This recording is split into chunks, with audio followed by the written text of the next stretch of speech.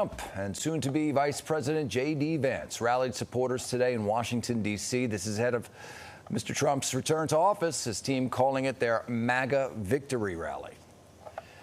Well, in less than 24 hours, President-elect Trump will be sworn in as president for a second time. And tonight we take a look back at the 45th presidency and ahead to the 47th presidency. The images from the last days of the first term of Donald Trump's presidency loom larger than anything that came before it.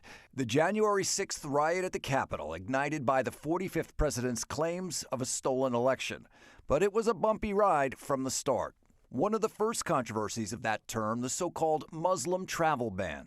We're talking about the safety of our nation, the safety and security of our people. And the controversies just kept coming. In June of 2017, President Trump withdrew the U.S. from the Paris climate deal. The bottom line is that the Paris Accord is very unfair at the highest level to the United States. He sought to end DACA protections for children of undocumented parents. A lot of people are coming in because they want to take advantage of DACA.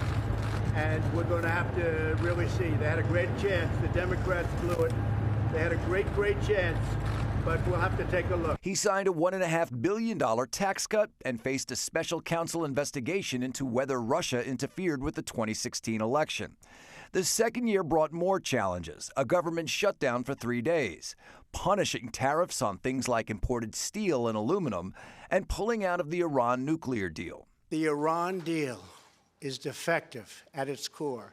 On June 12, 2018, President Trump met with North Korean dictator Kim Jong-un, but no deal on denuclearization was reached. That year, President Trump appointed controversial Supreme Court Justice Brett Kavanaugh, and the country first learned of the hush money case involving the president and porn star Stormy Daniels after an FBI raid on the offices of the president's personal attorney, Michael Cohen. President Trump's third year began with the longest government shutdown in history, 35 days.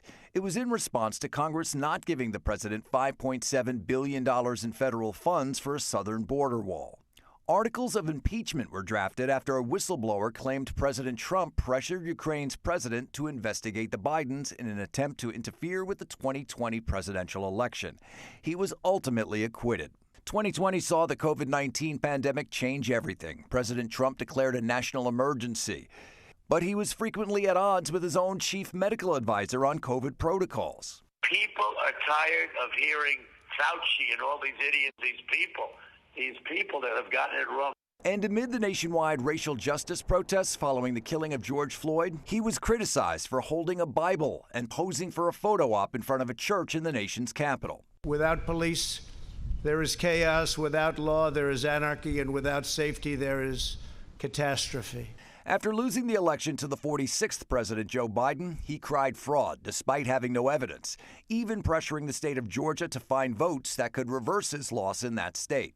All I want to do is this. I just want to find 11,780 votes, which is one more than we have.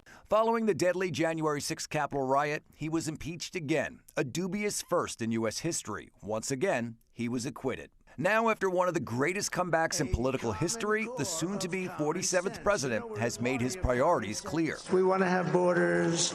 We want to have security. We want to have things be good, safe. He looks to focus on immigration again, including overseeing what he calls the largest deportation operation in American history. He wants to roll back Biden administration policies on education and transgender rights. All they think about is transgender operations. All they think about is we want men to play in women's sports. He wants to reshape the federal government, tapping Elon Musk to root out what the president-elect calls massive waste and fraud. He wants to roll back Biden-era environmental policies, and in his words, we're going to drill, baby drill. We're going to have so much energy.